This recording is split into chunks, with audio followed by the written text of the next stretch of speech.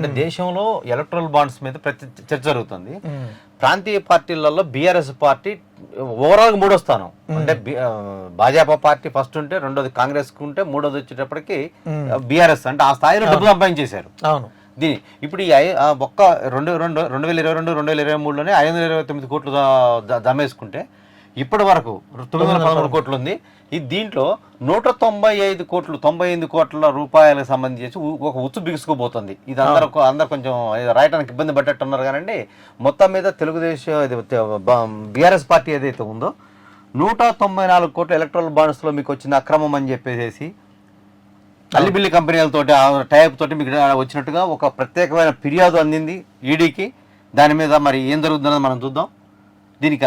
దీనికి సంబంధించేసి ఇంకో కొంచెం ముందుకెళ్తే మనం ఈరోజు రిచెస్ట్ పార్టీ దానికి సంబంధించినటువంటిది ప్రాంతీయ పార్టీలో ఫస్ట్ ప్లేస్, ఓవరాల్ గా మూడో స్థానం, 919 కోట్లు మొత్తం కలిపితే ఎంత వచ్చిందన్నది కూడా ఒక లెక్కేసేసారు. దీంట్లో ఇంత రిచెస్ట్ పార్టీ అయ్యారంటే ఎంత అవినీతి చేస్తే మీరు కావాలండి? మీ మీద అంత ప్రేమ ఉందా?